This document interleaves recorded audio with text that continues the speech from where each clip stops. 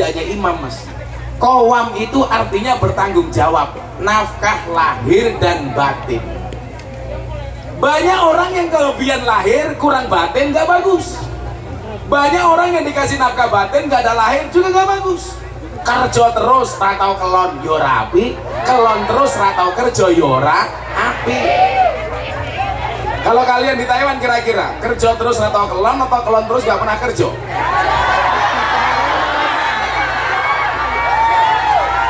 Kerja terus ora tahu. Istri kamu di Indonesia, istri kamu di Jawa, malam Jumat bikin status WA, malam sunah Rasul. Di karo sapa, Cuk? Malam sunah Rasul kok nganggo sabun iki kok ngerti.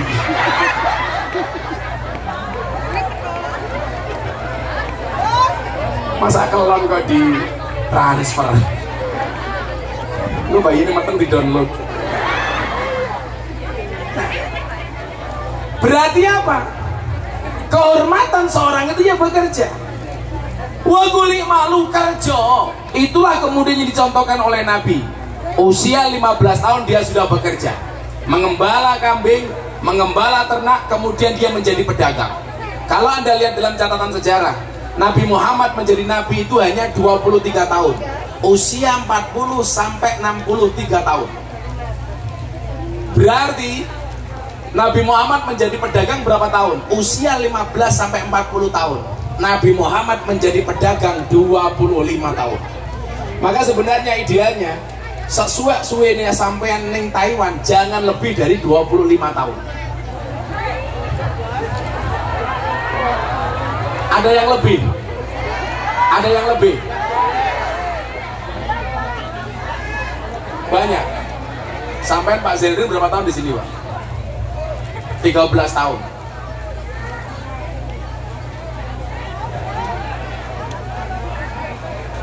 Ada ya Pak Agus? Oh Pak Agus. Pak Agus selawe tahun. Nganti rumahnya kayak Cina kebrongot. Nabi Muhammad 25 tahun jadi pedagang, jadi pekerja. Artinya apa? Ya, Allah itu mampu kok menjadikan kita kaya tanpa bekerja itu biasa-biasa saja mas. Aman, bisa banget. Cuman persoalannya apa? Allah itu sangat menghargai proses. Maka sebenarnya kewajiban kita itu tidak untuk sukses. Kewajiban kita itu untuk berproses. Berproseslah sebaik mungkin, sukses itu urusan Allah. Maka fokuslah kepada proses, jangan berorientasi kepada hasil.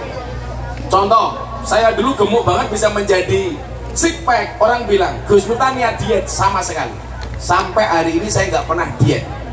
Cuman saya mengatur pola makan. Kan banyak itu diet, ada diet mayo. Akhirnya terjadi apa? Mayoritas gagal. Ada lagi diet keto. Ketok sego yo mangan sego. Ketok iwak yo mangan iwak, ketok rondo yo mangan. Gak bahaya tah?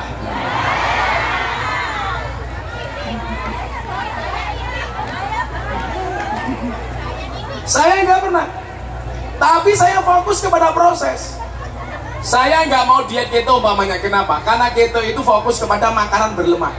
Justru yang dimakan yang berlemak mas. Buahnya alpukat, karena alpukat itu buah yang berlemak bagus. Yang dimakan jeroan-jeroan, karbohidrat dan lain-lain tidak dimakan. Saya punya prinsip, jangan pernah mengharamkan sesuatu yang dihalalkan oleh Allah. Berarti semua makanan yang halal itu boleh dikonsumsi. Yang nggak boleh cuma satu, apa? Berlebih-lebihan. Innallaha yuhibbul musrifin. Karena dari manusia itu nggak masuk. Kalau pengen kurus, gak usah makan nasi, tapi makan sayur. Buktinya gajah makan rumput juga gemuk. Malah cangkemnya pawaan gitu. Tapi mengenai nih, kurus atau gemuk itu kan pawaan. Sama dengan kaya atau miskin itu bawaan. Loh iya le. Kok cangkemnya kok tekan gono gitu. Tak santet rasa ngaceng loh.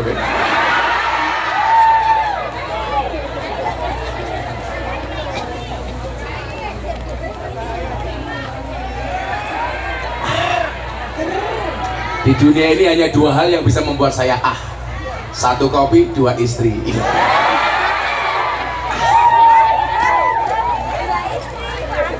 Saya harus banyak ngopi, karena ngopi itu, kenapa saya harus ngopi?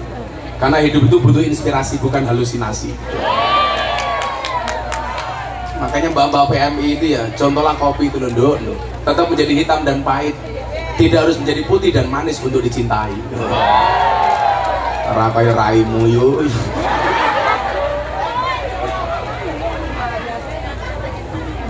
Ya itu hitungannya gini nih, gemuk atau kurus itu pawaan. Faktanya apa?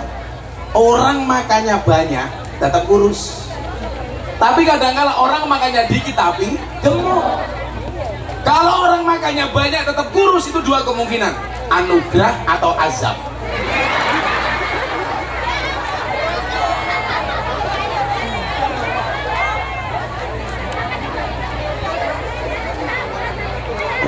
Ayo kena azab raga ya.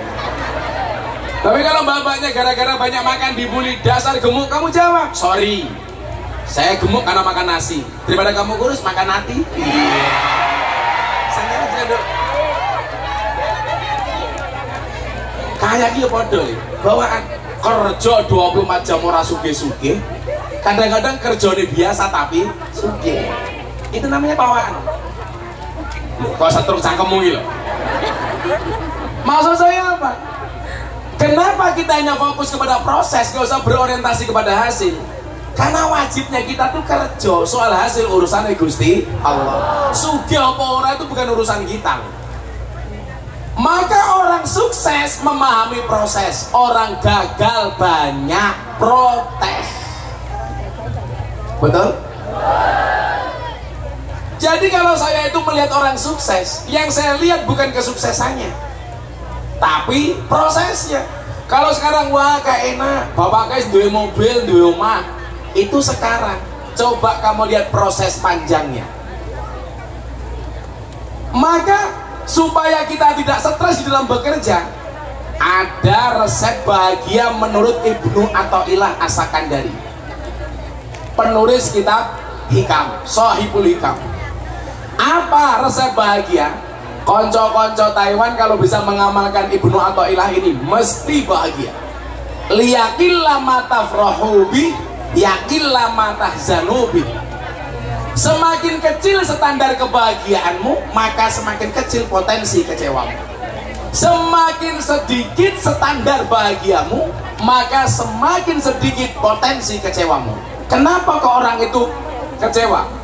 Karena faktanya tidak sesuai dengan ekspektasinya.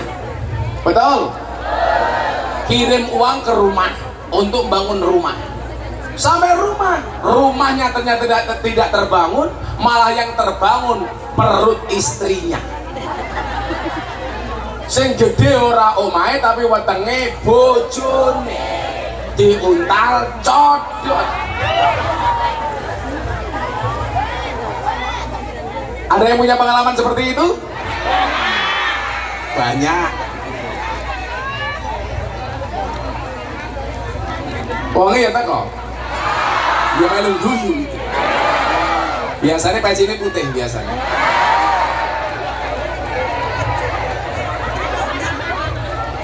Saya nganggo topi insya Allah luwih parah. Ayo, nanti kita ngobrol saja. Kamu ngomong apa saya dengerin, yang berani ngomong tak kasih uang. Mumpung saya bawa uang banyak. Cangkemnya orang payu nih kayak gitu. Asu salah masalahnya. Ya disimpan goblok.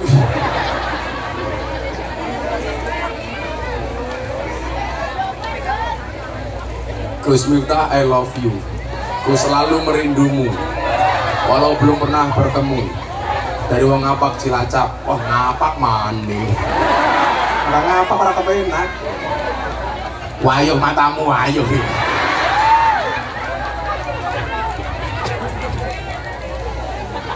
Ngapak. Orang ngapak sama orang Jawa kan bedanya cuma tipis. Orang Jawa orang ngapak, sego, botol. loro apa nih? Cangkeme kontol ini.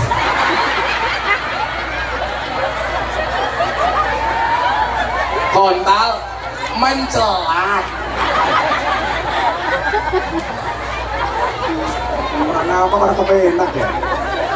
Ada orang Sunda di sini. Ada orang ngapak main ke kampungnya orang Sunda, masuk kampungnya orang Sunda nginjak kotoran. Orang apa kan tuh ya? Tai ini siapa ya? Dijawab sama orang Sunda, iya mah tai nak urang. Itu masalah. Karena orang bagi orang ngapak sama orang Sunda itu kan beda. Kalau orang ngapak orang itu udang, orang Sunda orang itu saya orang. Tai ini siapa? Iya mah tai nak urang. Orang ngapak langsung teriak, inyong ora percaya. Masa tai ini orang gede ini sekian?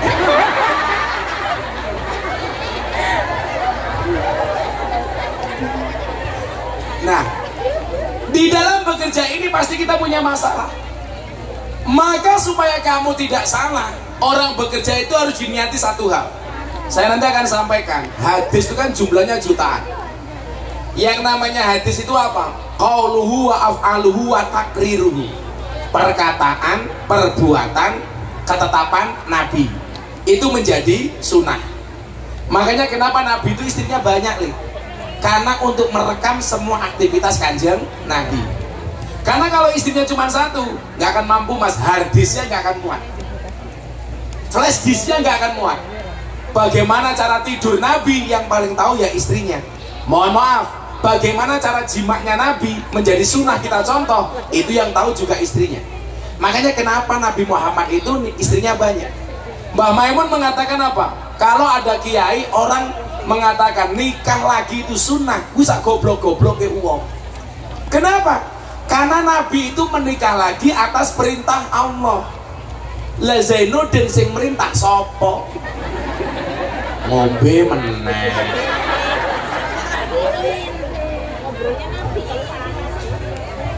Jadi kalau kita mengatakan saya mau nikah lagi sunnah Rasul, itu jelas sebodoh-bodohnya orang. Karena Nabi Muhammad menikah itu atas perintah Allah. Muhammad kano rondo, tulungan, rabinen, itu langsung dari Allah. Lah kaya kula sing ngongkon sapa?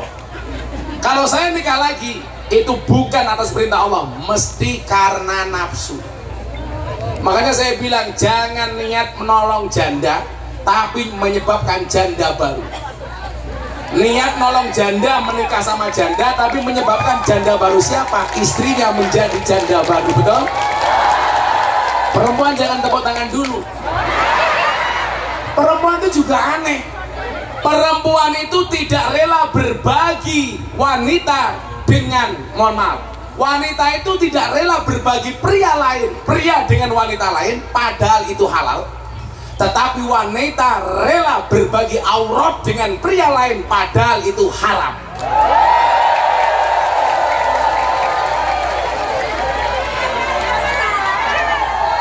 Betul?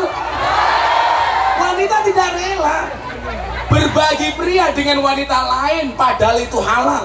Tetapi rela berbagi aurat dengan pria lain, padahal itu haram. Maka pentingnya pengajian itu di situ, minimal pas pengajian mereka berukut pakai jilbab. Saya tuh banyak kejadian kayak di Hongkong, berangkat dari Ponorogo, dari Tegal, dari Cilacap, dari rumah pakai jilbab sampai Hongkong, sampai Taiwan telung sumi. Jilbabnya dicopot, auratnya dibuka, ikut-ikutan pakaiannya kayak Lisa Blackpink. Ya kalau Lisa bodinya bagus, kakinya mulus. Lah mbak-mbak Cilacap,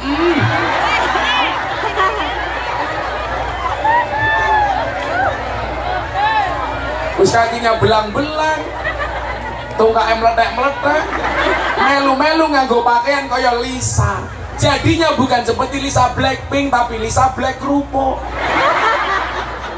Ya pada-pada ndelok auratnya mending ndelok sing mulus gitu. Maka mbak tolonglah, jagalah kami para laki-laki dengan cara menutup auratmu. Kalian menutup aurat saja, otak kami masih traveling. Apalagi kalau kalian buka-bukaan. Makanya kalau saya dibilang, Gus bisa nggak bedah aurat? Saya nggak bisa bedah aurat. Tapi kalau bedah aurat saya bisa. Wah, nggak bahaya kan? Aku tendel. Nah, Hadis yang jumlahnya jutaan itu nanti kita kaji. Menurut Imam Abu Dawud ternyata fokusnya itu hanya kepada 4 hal. Kalau kita ngomong hadis, kayak kemarin Habib Umar bin Hafid, beliau dipanggil Al-Musnid. Kenapa? Karena beliau hafal dengan 100.000 hadis bersamaan dengan sanadnya. Jadi an-annya beliau hafal, diriwayatkan siapa dari siapa, komplit hafal. Maka beliau dipanggil Al-Musnid, hafal 100.000 hadis. Kalau Mbah Hasyim Asy'ari itu dipanggil Hadratus Syekh karena hafal dengan Kutubus Sittah, 6 kitab hadis besar beliau hafal. Di Indonesia yang hafal cuma 2. Satu Fatimah binti Maimun, makamnya di Gresik, Hadratus Syekhah karena perempuan, Fatimah binti Maimun. Kemudian yang kedua Hadratus Syekh Hasyim Asy'ari. Kalau Habib Umar 100.000 hadis, panggilannya Al-Musnid. Kenapa? Karena hafal berikut dengan sanadnya. Nah, dari jutaan hadis itu, Mbak dan Mas, ternyata rangkumannya cuma 4 tok. Menurut Imam Abu Dawud, yang pertama, innamal a'malu binniyat wa innamal likulli imri'in ma nawa. 1. Yang kedua, min husnil islamil mar'i tarkuhu ma la ya'nihi.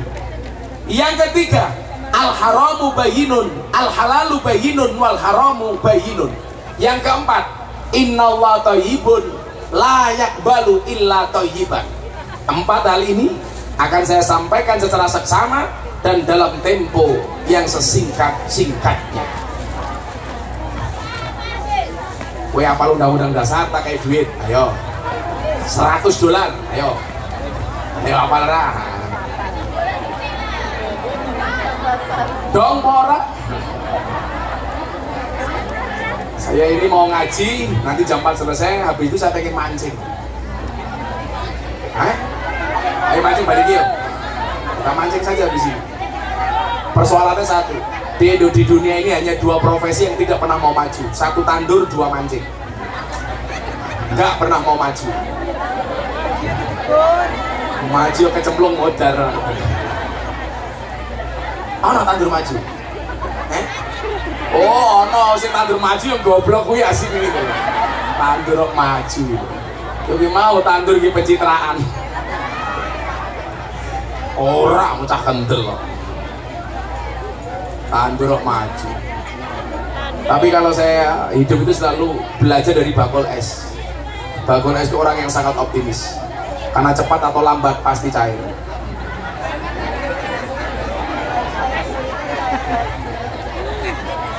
Cepat atau lambat pasti cair. Ya ngaji itu. Panas banget ya. Selawatan di sini ya. Pakai selawat ya. Panitia mau galang dana nggak? Sudah, udah. Masih. Ya sini aku nyumbang dulu sini. Di tasku. Oke, santai wae, tenang no pikirmu. Untuk apa itu?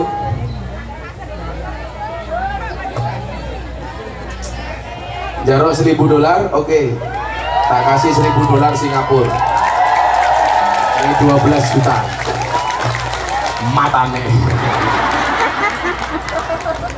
Nah, ya ben genap 15 juta, ini 12 juta, tak tambahin 300. Jadi $1.300 Singapura, 15 juta.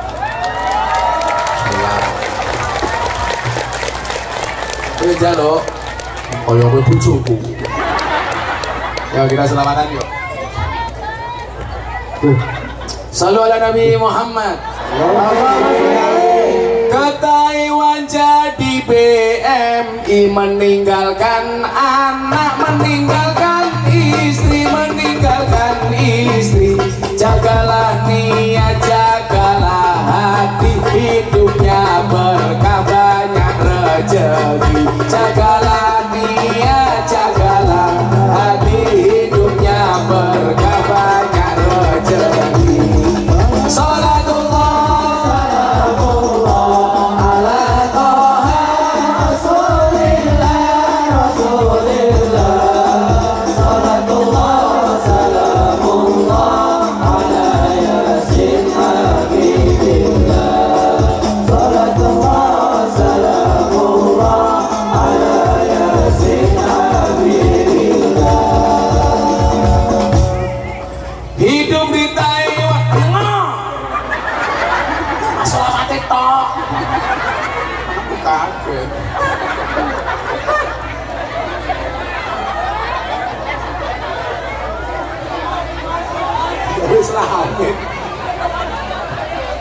kode jelek disangoni. Bocah hadro tak sangoni kabeh. Masalah. Tenang Gus. Nah, kalau tak kayak duit, jimat. Hidup di Taiwan banyak godaan. Jagalah hati, jagalah iman, jagalah iman. Perintah Allah dikerjakan, godaan setan ayo ditinggalkan. Perintah Allah dikerjakan, godaan setan ayo ditinggalkan. Salatullah salamullah ala Taha Rasulillah Rasulillah. Salatullah salamullah ala Yasin Habibillah. Salatullah salamullah ala Yasin Habibillah. Bagus.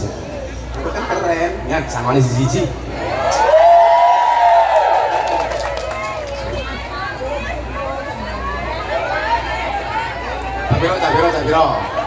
Cadro,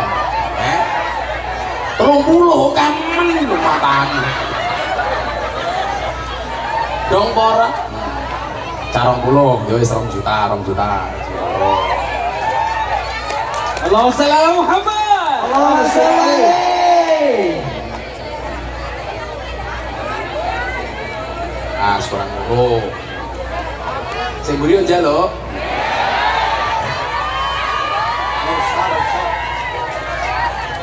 Gijimat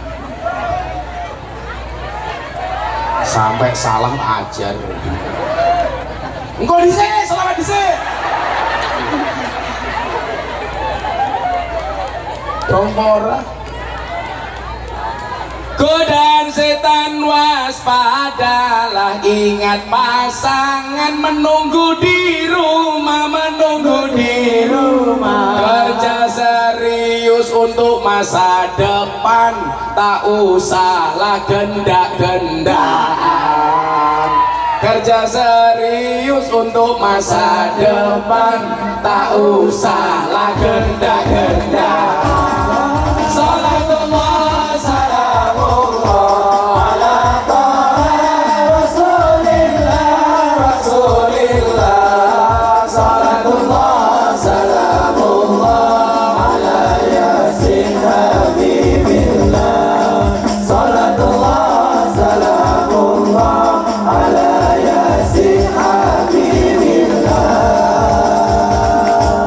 Bapak NU Ibu Mus kok kali saya jawab sing banter nang 5 malah rebutan duit goblok.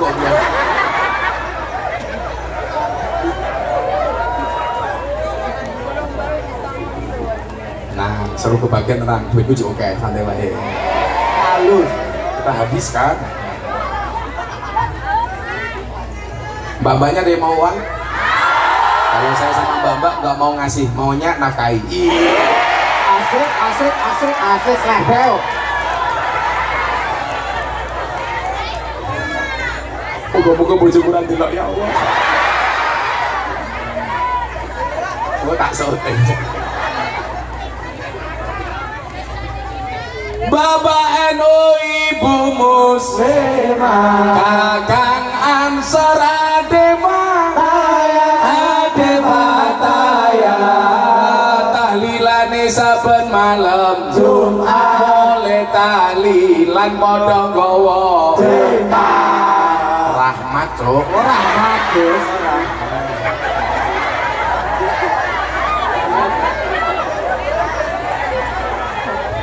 Balik ke duitnya salah. Tahlilane saben malam Jumat, oleh tahlilan padha gawa rahmat. Salatullah salamullah ala Rasulillah Rasulillah. Salatullah salamullah ala Yasin Habibillah. Salatullah salamullah ala Yasin